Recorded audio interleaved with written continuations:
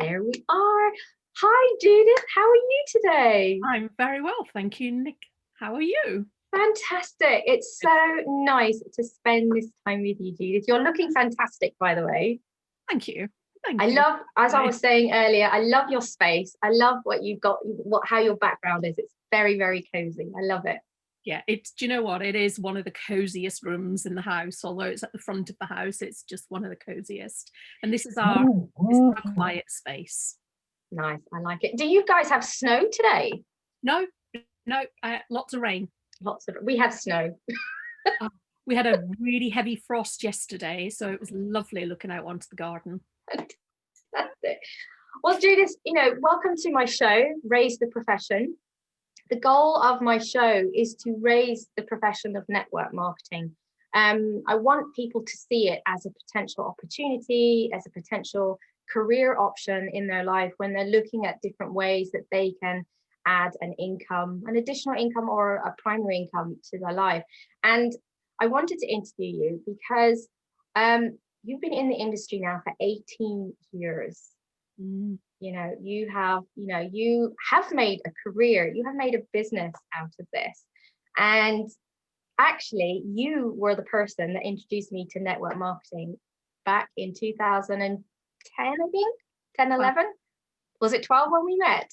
Yeah. So historically, Judith and I met in Oman. I run a Facebook group there called Muscat Where Can I Find? And Judith wanted to meet and say hi. She was new to the space, and we sat in Costa and we got to know one another. Yeah. It's scary how long ago that was. And I actually hadn't moved to Muscat when I first made contact with you. So you were the very, very first person that I ever met. Wow. Well, I'm so delighted that we did meet, because here we are, 8 years on, and kept in touch in our own, little bubbles of life. Yeah. And here we are. And now I get the opportunity to talk to you about your journey. I love that. Thank you. Oh, thank you. Thank you for asking me. No, you're welcome. So first of all, Judith, tell us a little bit about yourself. Who is Judith? Okay. So I was born and brought up in Perth in Scotland. It's probably the only place that I can go back to and still get those tingles. That's my hometown. And, I've had a variety of different careers. When you read about things happening now, the average person will probably have done between 5 and 7 different things. And I'm one of those. Before I got involved with network marketing, or before I found network marketing, I was a marketing director. So I got into marketing 15 years prior to starting my network marketing business. And then I started my own marketing consultancy. What I hadn't realized that I'd done then was bought myself a job. Right. I love it. When you work, you get paid. When you don't work or you don't have any clients, you don't get paid. So that was the famine and feast thing. Yeah. Prior to that, I actually started my working life. I joined the Wrens, joined the Women's Royal Naval Service when I was 17 as a air engineer and mechanic, so fixing helicopters. Absolutely loved that career. Knew I didn't want to continue doing that when I left and had my son, so I did a retrained as a telephonist, which kind of makes me laugh, because I've been writing some material recently for another program that I'm doing, and it kind of goes from, I'm not the person that you're seeing today or way back then. Totally different, and I just describe myself as shy and shit scared, and wouldn't even pick a phone up. And then obviously to go on and train as a telephonist, it was like, holy moly, I've made that link before. Yeah. So how did you get introduced to network marketing? Was it a person? Did you see something? What was the story there? How did that happen? So I was driving home one Friday night from my job, and I worked in London, but I was living in South Derbyshire. So I was commuting 2 hours each way every day. And on that Friday night, I drove home and the traffic was just absolutely horrendous. And I just thought, you know what, I can't keep doing this anymore. I had to pull over onto the hard shoulder. I was in tears. So I felt really, really emotional. And then made the decision that night in the August that I was going to find something else to do because I couldn't keep doing it. You know, I'd been doing that journey for 3 years. And I just looked on the internet. You know, I was searching for something new to do, and I saw an advert, and And that was it. Yep. Got in touch with this girl who I'd never met before. Mhm. I spoke to her. She sent me a video, and I went, "Yeah, yeah, yeah. They're all actors. Yeah, yeah, yeah." You know. And then all of a sudden, when you meet these people at events, and you're like, "Oh my god, I'm a bit starstruck." You know? Oh my god, you're in the video. You're so normal. You know. And I then went along to, I kind of ummed and ahed for a little while because Greg and I were planning our wedding. And so we got married on the 21st of September. And then on the 23rd of September, I went along to our beautiful head office in the Midlands, had a look, and just saw, you know what, a bunch of just really normal people, absolutely loving what they're doing. And I just thought, you know what, when I looked at them, I thought, there's no difference between you and me. And you know what, if you can do it, then why not me? So that was it. Do you think your because you had been a marketing director as well, that skill set that you had in place kind of helped you come to the decision? You could see from a marketing point of view what you could be doing to build a business around it. No, I think it did the opposite.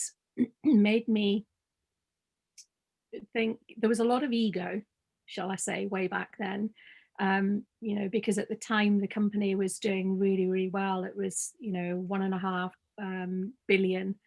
And I just looked at it and thought, well, it can't be that good if I've never heard of it. You know, and a company that's got a head office 50 miles away from me, you know, if I haven't heard of it, can't be any good, you know.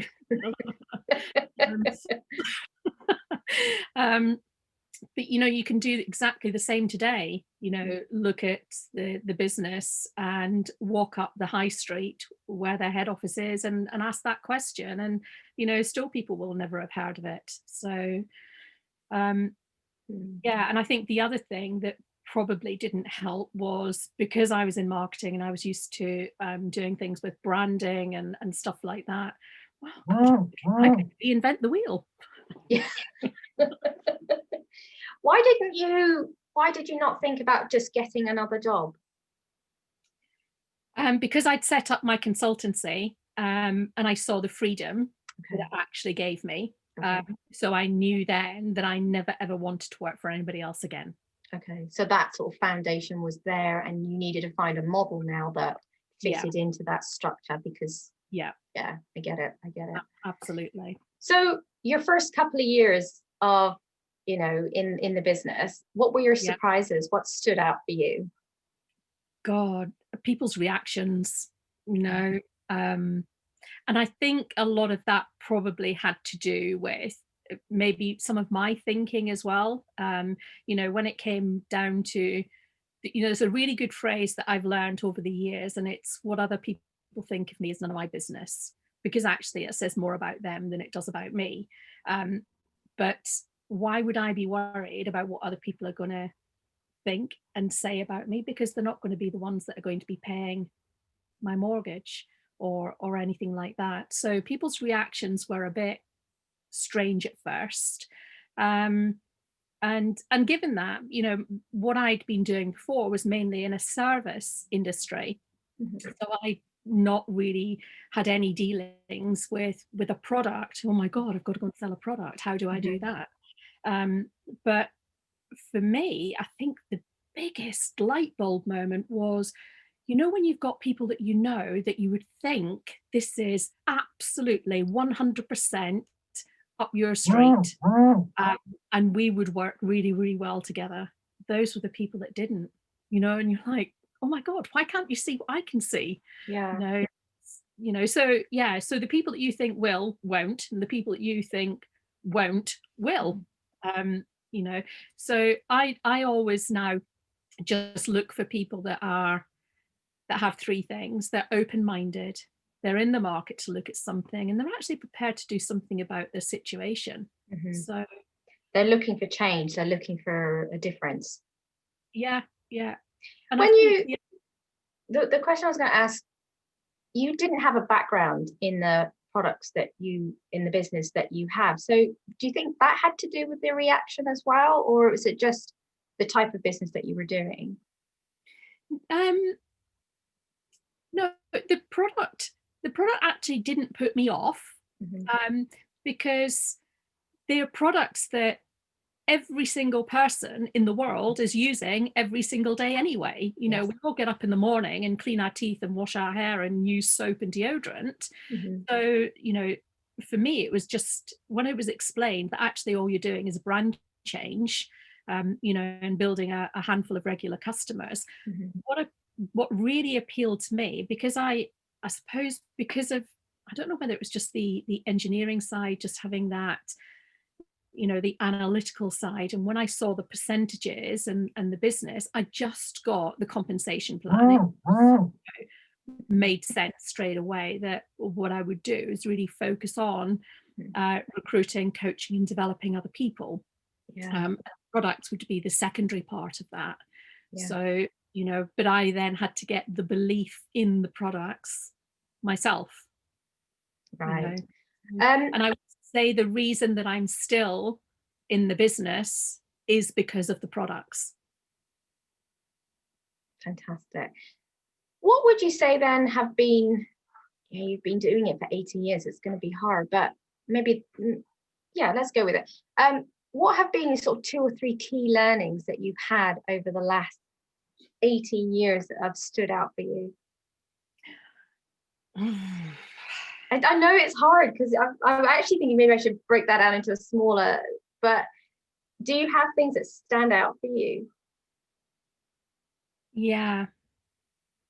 I that it's how, one of the biggest things that I learned many years ago was talking to people at their level.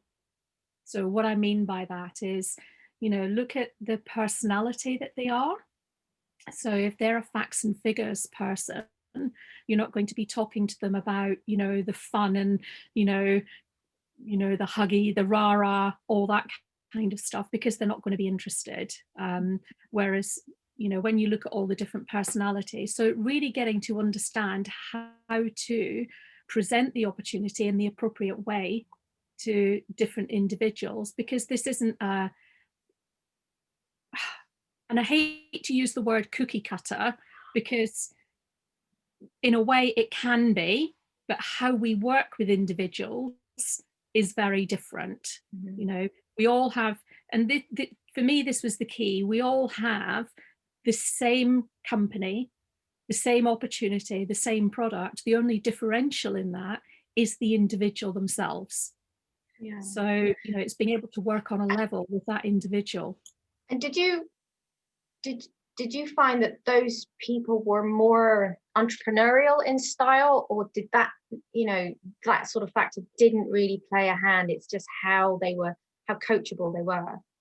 It was how coachable they were. And I think what we have to do, and it was interesting actually, because I was on a webinar yesterday, and it was something that she said had been said to me when I very, very first started. When you talk about your values, and mine being, integrity, honesty, loyalty, you've got to have that kindness and that compassion. But you also, when you're talking to people about the opportunity that you have, you're solving a problem for somebody.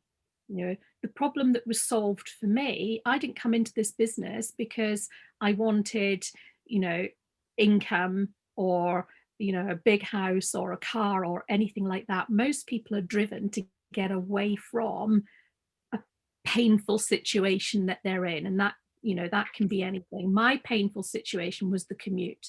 All I wanted was to be able to get away from that commute every day and have time at home. Mm-hmm. with our family. So being able to offer a solution to somebody who has a problem, you have the responsibility. If you know that your solution is right for somebody, then you have the responsibility to offer it to them. It's selfish of you not to. Yeah. Um, I like what you were saying is talking at their level as well. Well, that was one of your learnings, because I was talking to someone the other day, and they actually have like this grid system when it comes to sales. Yeah. And you create a grid system for yourself, and at each from 0 to 10, 0 being no, absolutely nothing, to 10 to completely get it. Yeah. And in that model, you have 2, 4, 6. People are different. Oh, and he said, when you talk to that person in your mind, think of that grid and see where they fit. Yeah. Are they a 2? Are they a 4? Are they a 0? And you then take them to 2, to 4, to 6. And I thought that was a really great strategy, and helping us first figure out where they are on the level, and then building their confidence towards 10. Yeah.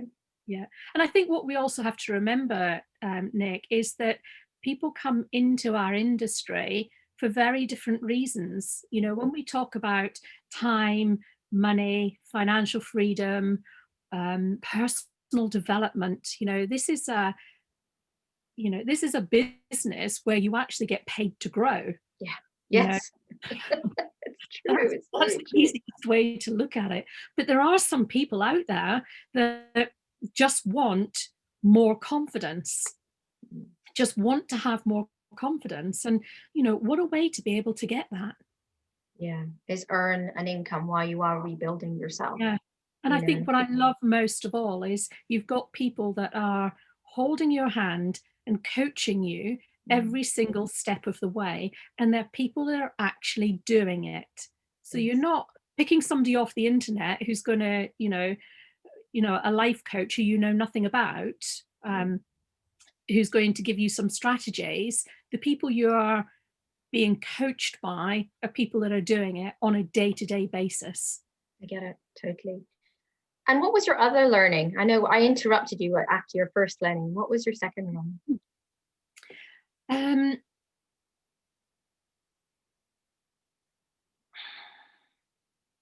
You have to really believe in what it is you're doing, and the product and the company, because do you know what? Without that, you're never ever going to move forward. And that's the thing that I suppose surprises me a lot about our industry, because it is quite transient, and people will move from one company to another company to another company, serial networkers.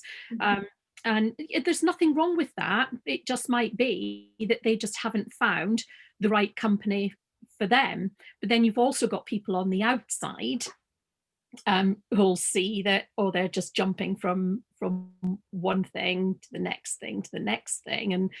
And my friend's grandma's dog knew somebody, and you hear all of those different stories. But it's it's the same in everything else that we do. We've all gone and watched a really bad movie, or we've all read a crappy book, or we've all had a shitty pizza. But it doesn't stop us doing those things. It just means we go and find it somewhere else. Absolutely. Yeah, we find an alternate. No, I get it. I want to talk to you now a little bit about the stigma of the industry. Me and you, we like the industry a lot. You've been in it for 18 years. You're proof that it's definitely a worthy opportunity, and you can build a good standard of living from it as well. But there is this stigma, and what have been the things around you that you have seen? What kind of stigmas have you seen when you talk to people, and how have you overcome them? Okay, I think one thing is, wherever there are people, and whether that's network marketing, or whether it's the workplace, or whether it's a social setting, there's good and there's bad. and our industry is very different. You're going to get people that are not as professional as you and I, and that will talk about earnings, or they'll make different claims. So I think the earning potential tends to be quite a hang up with a lot of people, because they will get in their head that it's a get rich quick. It's not. It's when we talk about that 1%, or that 5% of the population, or in network marketing, who are earning 6-7 big incomes. Well, that's the same in every walk of life. That's the same in the entrepreneurial life. That's the same with anybody that's got a business. It's always going to be that 1% or that 5%. So we are no different. Yes, you're right. Oh, sorry, carry on. I just see my job really as raising awareness and educating people. My job is not to convert anyone to come and work with me. That's not what I do. I'm quite choosy now who I actually work with. So, one of the other things is worrying about what I said right at the very beginning, what other people are going to think. It really doesn't matter. And one of the things that we spoke about earlier, that the good old question of, it's a pyramid. Everything is. Sorry to disappoint you, but the company you're working in right now, it's a pyramid. Yes. It is really sad that that's the first thing people come back with, isn't it? And not. I've never even heard of it. I didn't even know what it is. So when I've got 30-year-olds, 20-year-olds and 30-year-olds saying to me, is it a pyramid? Well, how the hell would you even come to that? How would you even know what that is? Because that was something that was just yeah. It's just frustrating. I could do a whole Facebook Live on a rant, couldn't I? Yes, you could. Yes, and one of them is those topics. Yeah. I wanted to take you to because you said in the beginning that the business side of things is where you do most of your strategy, most of your driving, and most of that goes into your coaching and building of people. Tell us about that. Why have you chosen that side of the business to drive? What I'm assuming it's something about you that connects more with that. So what is it about that side of the business?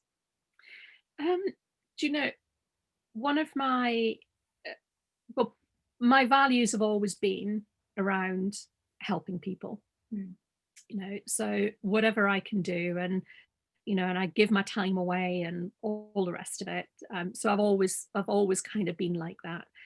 So when I saw a business where I could maybe just take somebody under my wing, coach them, train them, maybe let them, find that light bulb moment to help them be financially secure, then for me that just ticked all of my boxes. Are you looking for a certain type of person? Do you know what?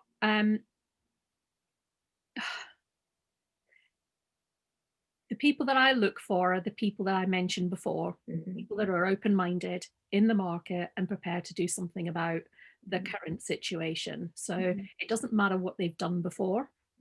It really doesn't. They've got to have some sort of drive and ambition. They've got to be able to do, or they've got to be prepared to do whatever it takes. And a lot of that is getting out of your comfort zone. It's just having the right mindset. It's about helping them grow their confidence, and to grow your confidence, you have to do something that you haven't done before. So having somebody there that's holding your hand and showing you what to do and giving you little tasks every day, that's all about building confidence. And that's what happened to me. I had absolutely zero confidence when I started this business. Zero. Yes, I had a successful career, but I also had a mask on. Leave the house in the morning, on goes the corporate mask, do the job, come home, and it's like, I'm mum and wife, and And oh my God, I hate that commute every day. Nobody knew inside I was dying, because it's stuff that you just don't talk about. And when, you know, you're, when did that feeling start to go away? You know, you're into your business 6 months, 9 months, did you suddenly, when was that moment you thought, this is it, I've done it, I've made the right decision, this is going to bloom? Did you have that like awakening feeling? Probably about 6 months in, because I couldn't really see how I could make it work in the beginning, purely because I was putting in so many hours. You know, leaving at home at 5 a.m, not getting home to 7, 8 at night. So I gave up my lunch hour. So I worked my business in my lunch hour. I did that for the first 6 months. And for me, the passion really came when I buddied up with somebody, you know, and I would just urge anybody, and it doesn't have to be, for me, it was somebody across line. We were both in the same team, but we were across line. And I remember some of the stuff that we used to do, we decided, okay, we're quite similar.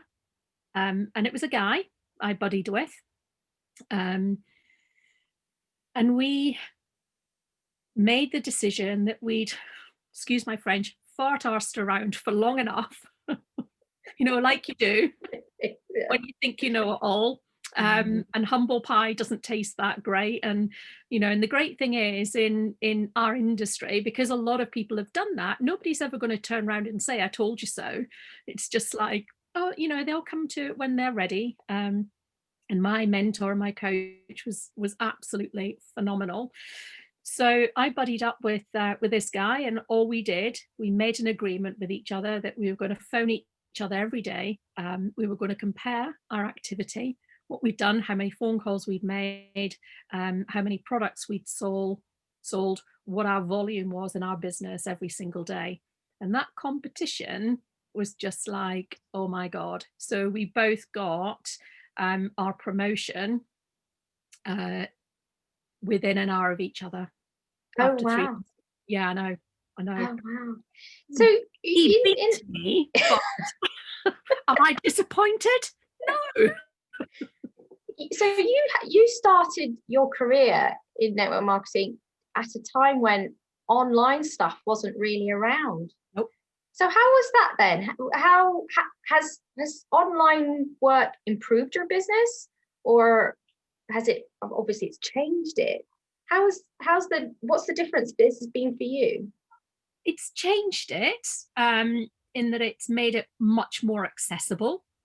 So, you know, thinking now that I have an international business, so that's oh my goodness, that has just made life so much easier. However, you know, taking COVID out of it, you know, we've been online for a long time now, but I do miss the face to face. You know, and you know, conversations like this are great, and you know, when you're showing somebody the opportunity, and you know, there's something about just get that human factor and seeing the whites of somebody's eyes, and you know, being able to gauge it, you know, a little bit better person to person than you can online. But you know what, we all have to be adaptable. You know, it is what it is, and you know, we can't change it. But when I think back to the absolute miles we used to drive, you know, and we go down to London once a week just to do recruitment stuff, you know, and it wasn't until somebody said, you do realize that you're driving past millions of people to get to, you know, London, a few other million. It was like, oh yeah, so we are. Before we started recording, we spoke about your coaching process, you know, and what that kind of looks like. Can you give us just an insight into how you coach and what works? Okay, well, I think probably in the industry, most people's coaching practice is very, very similar. We have a business model that we go around, you know, we talk to people, we show them the opportunity, and then we sit with them and we plan how they're going to do that.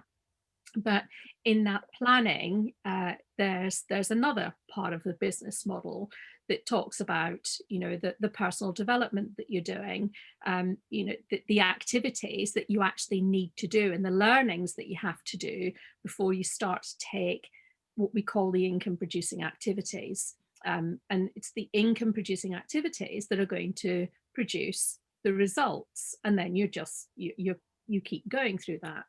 So when people are saying to me in the business, oh, this is really slow, or it's just not working for me, then I actually work that process in reverse. Okay, so you haven't had any results this week, and that's fine. We don't have to beat ourselves up. We all have, times when, things don't go right, or lots of people have said no, and we have to get the no's. But it's when you're looking at that income producing activity that they're doing. So, okay, so how many people did you speak to? How many products have you actually sold? How many launches have you done? Or, so all of those income producing activities, I'm asking those questions. And when you're not getting a lot of that income producing activity, okay, so why are you expecting a result from something that you haven't done? And that's just the hard truth.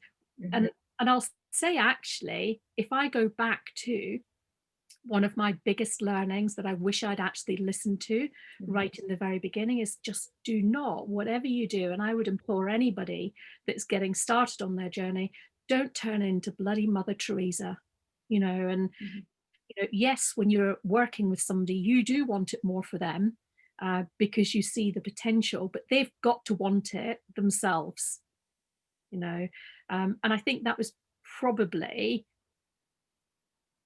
one of the things that I struggled with. I would, if you take a step, I'll take a step. If you take 2 steps, I'll take 3 steps. But it's got to work both ways. Yeah, because you're spending your time coaching that person to help them become, to build a business, to generate more money. And you cannot do this business and do nothing. No. It is a business. You have to treat it as a business, like you would any traditional business. If you're self-employed, you have a small business, an online business, whatever you've got, you have to generate leads. You have to be out front. Yeah. And you know what? This business isn't any different than anything else, whether it's your local restaurant, or in fact, the industry that I was in before, we actually produced a card and it had on it, refer a friend. Now, how different is that to what we actually do in the industry? How many Facebook pages do you have? And let's just take Muscat as an example, that page, and people will write on there, can anyone recommend I need somebody to make. Yeah. I'm looking for a plumber. Happens every day. A question comes up and you get 60 responses, 60 different lifestyle choices. Yeah. And people are not getting paid for that. No, they're not. I'm not getting paid for it. I need to get paid more. You can monetize it, darling. Well, I did monetize it, but I'm not making it because I've only got limited space, so I can't, and you can't stop people posting. It works on it's the engine of the whole. Yeah. So let's just say someone sat here now watching this video and deciding, I think network marketing might be a model I want to take on. I've got this job, much like yourself. What should they be thinking about? What kind of decisions should they be making in their head? The words that they should be using, the questions that they should be asking themselves to help them decide that network marketing is for them. So look at the company, look at the history of the company. Are they financially secure? For me, when I looked at our company, knowing that they weren't floated, they didn't have any shareholders, that was a big thing. It was, privately owned. So none of us are sitting here earning money, to put into, a PLC or anything else. the marketplace. You know, there's no point in getting involved in a business where there isn't a market. And, you know, our market is just one of those where, you know, health, wellness, it's just one of those. It's the second biggest need market in the world, you know, and it will never be saturated, you know. And I hear people using that word all of the time, but, you know, there's so many people around here doing it, you know. Well, if there was, then I would have joined your business right in the very beginning. But I don't know you. You know, all of our networks are very, very different. And sometimes, you know what, you just get a gut feeling for the company. You just get a gut feeling for the company. So you've never been with any other companies, have you? No, one and only. Wow, so that's massive. That's a massive loyalty there. That's fantastic. And do you know what? Because that's who I am as well. And I think, you know, when people kept saying to me right in the very beginning, it's this business is run on small family values and principles, and the founder, that's, you know, that's who he is. When he meets you, he'll remember your name. And I'm like, yeah, right, okay. And it, yeah, I know, who does that? And we were, how can you remember all these people? You just can't. And we were on a trip. We had one of our team members with us, and we were trying, there was an issue, and we were trying to sort out, you know, that part of her access. And in the corner, I hadn't realized, you know, he was sat there, and I was chatting away, and up he came, and I'd met him before, but, you know, nothing hugely. And he just walked up and he went, "Hey Judith, hey Greg, how are you?" And I was like, oh my god, crap, how does he remember? You know? Oh, that's so nice. It just, you know, that says something about him. Yeah, and also, you know, when people talk about, you know, the decisions that are made in the boardroom, the first question they will always ask themselves is, how is this going to affect our business owners? And if it's in a negative way, they don't do it. No. So first and foremost, because at the end of the day, we are the ones that are out there selling the products and building businesses. So, you know, it's got to be beneficial for us too. Do you encourage people to think, when they join, to think about creating like a 90-day plan? Is that something that you do, or a 6-month plan? Yeah, we have a 3-month, 3 to 5 month plan. Yes. And then within that, they have goals and targets to meet to help them build their business. Yeah. You can't possibly build a business if you don't have a daily target. You know, if you've got a goal for 5 months, then you need to break that down into, okay, what do I need to do this month? And then break that down in, what do I need to do this week? And what do I need to do today? Yeah. You know, and when you actually start to write things down, so that 5-month goal can seem absolutely massive. Oh my God, I'll never get there. But that just comes down to confidence, mindset, and thinking. But when you start to break it down, and then break it down into the little bits, what do I have to do today? Okay, so what do I have to do between 10 and 11, between 11 and 12? You know, how much time do you have in that day? What do I need to do in that day? Because let's face it, nobody joins network marketing and does 9 to 5 in their job. You're fitting it in the nooks and crannies of time that you actually have. And for me, it was my lunch hour. So that lunch hour had to be productive. Yeah. So I didn't ask you, I should have asked you earlier. You started like that, but when did you go full time? So I went full time in June 2004. So you'd done... I'd replaced my marketing income within 18 months. So when somebody said to me, you know, this is, oh, it's just one of those get rich quick schemes, blah, blah, blah, you know, no, took me 18 months. And then somebody else said to me, oh my God, you were slow. Why did it take you 18 months? I'm like, well, for one, I had a full-time career, 4 boys at home, a husband who flies, who was never at home. So, you know, I was mum, wife, businesswoman, an entrepreneur. You can't possibly do it all and all 100%. Yes. But you know what? It took me 20 odd years to break that glass ceiling, to get to that position and earn that really good income. But it's taken me 18 months to replace it. So what would you prefer, 20 years or 18 months? Yeah, that's absolutely right. You know, and even in a traditional business, you know, someone not even considering breaking even based on their business plan, maybe 18 months in anyway. Yeah, yeah. So, you know, when you think about what you've achieved and what potentially another business, I don't know, I'm speculating, of course, but you know, you see how in the year, how many businesses go out of business. Yeah, absolutely. And you know, it's even worse now. And it's even worse now. Even worse now. And you know, what people think about the industry actually doesn't matter. What we're able to do is actually throw people a lifeline. You know, the other thing I love about this industry is, you know, you can be doing a business, but you're not doing all of the business. You know, you're not focusing on the logistics. You're not focusing on dealing with the suppliers. You're not focusing on building the websites. You are just, everything is done for you. Yeah.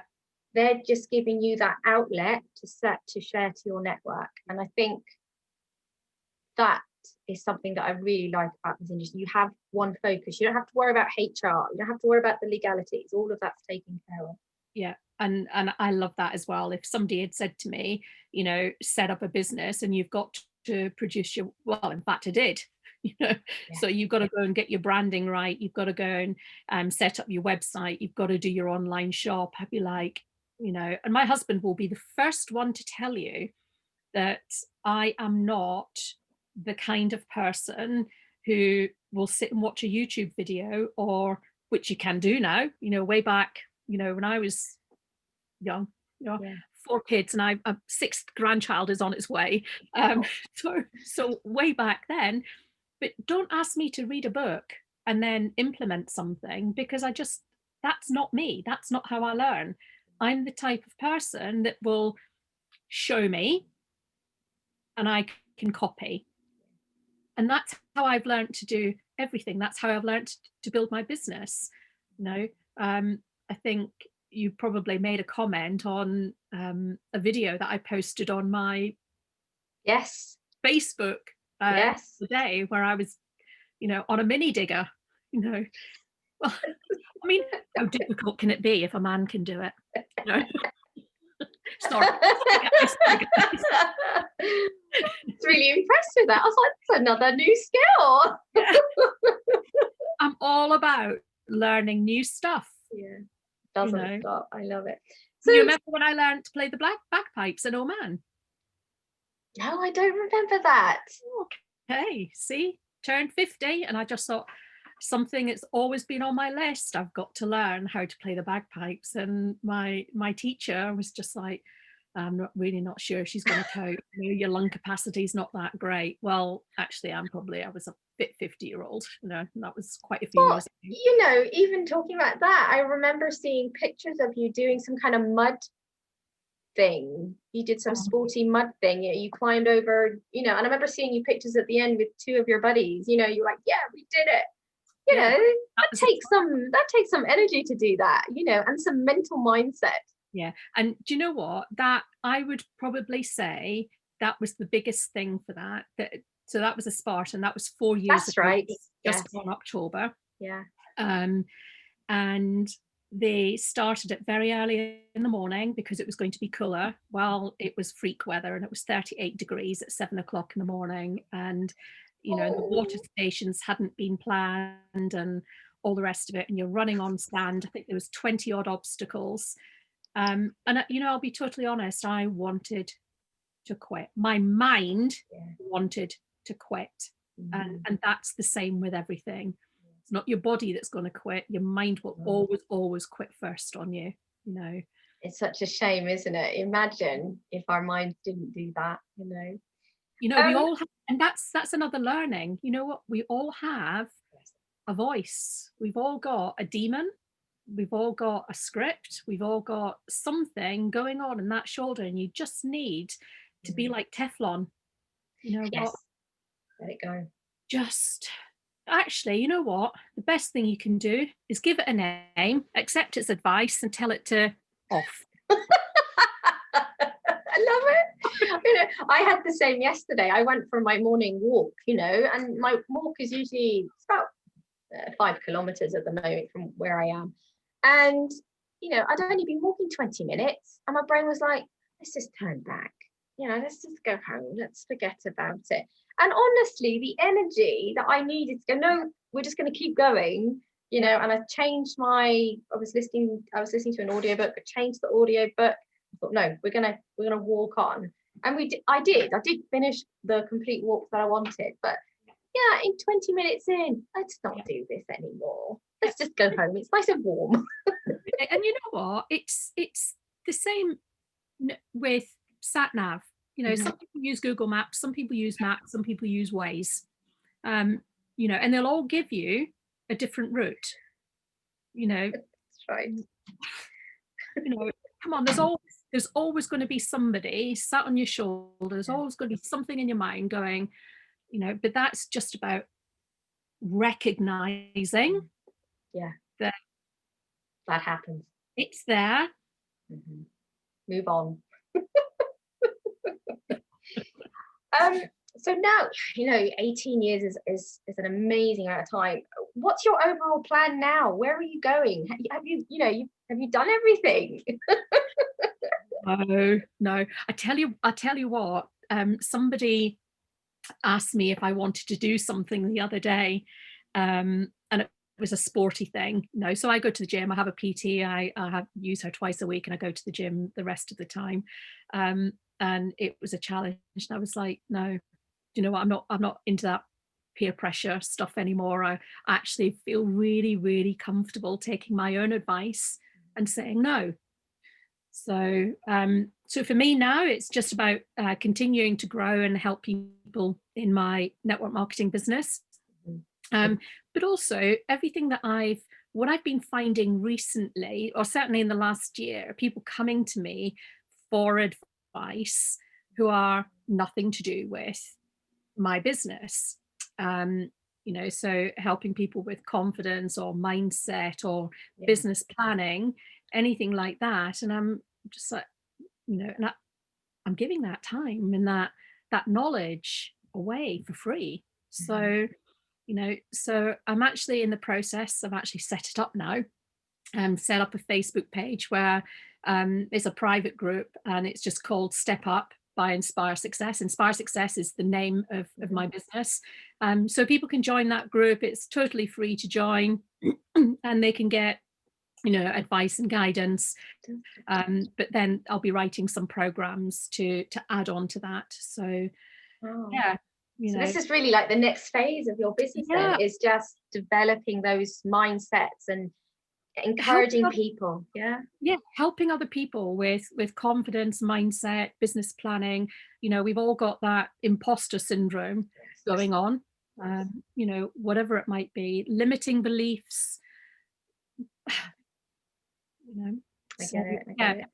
So 18 years of learning all of that stuff, reading a vast library of personal development. Never read anything before. I look forward to, we'll share the link on the YouTube, and we'll share it with me, and I'll add it to the description so people can connect. Before I close, you know, you've done this for such a long time. If you were to walk into your business as a youngster, if it was you again walking into the business, what kind of advice would you give yourself? Oh my goodness. You know, what would you tell the young Judith?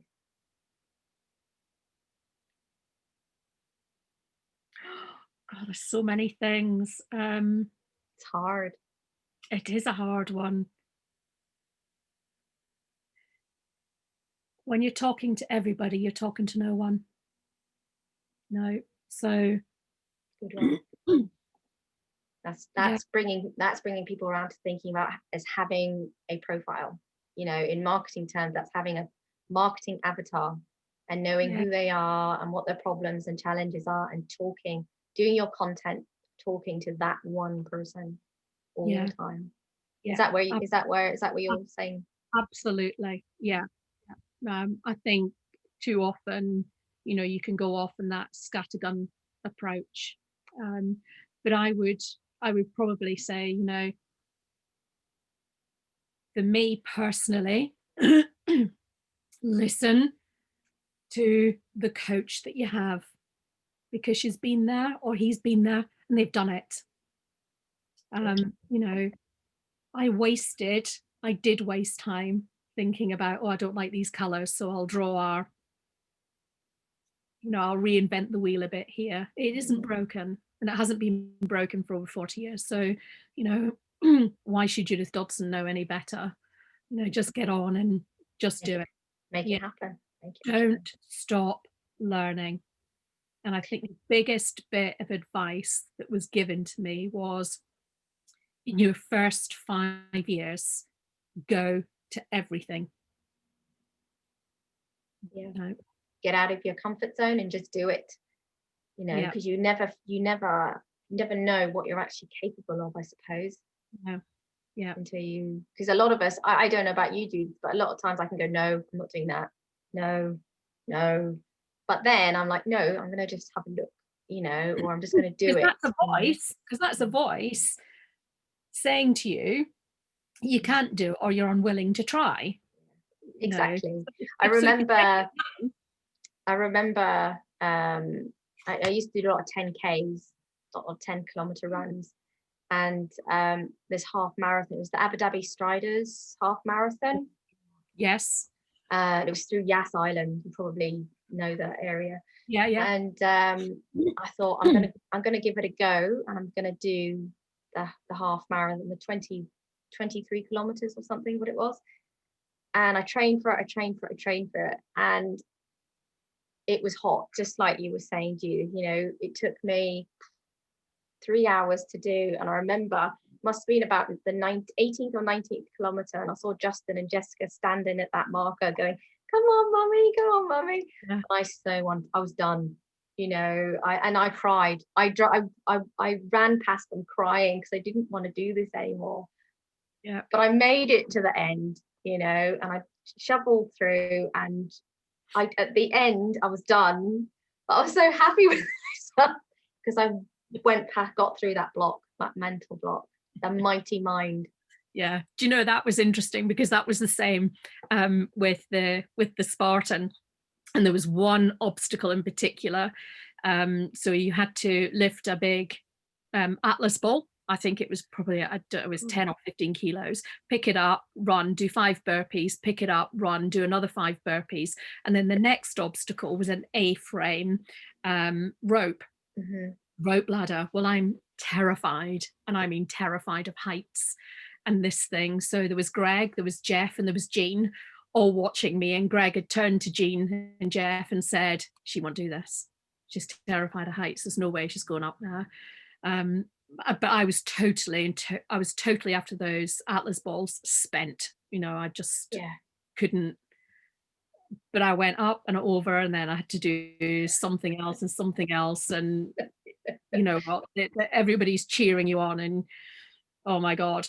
I know. And there was the final picture is me stood with my hands on my hips looking at this 8-foot wall, and my brother actually made a comment of, your face says I'm 5'2", how am I going to get over that wall? And that's exactly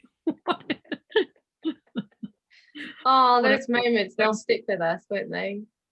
You know what, your mind gives up way before anything else. Terrible, isn't it? You think you can, it's a good one to finish on. If you think you can or you think you can't, you're right either way. Yeah, that's Henry Ford said that.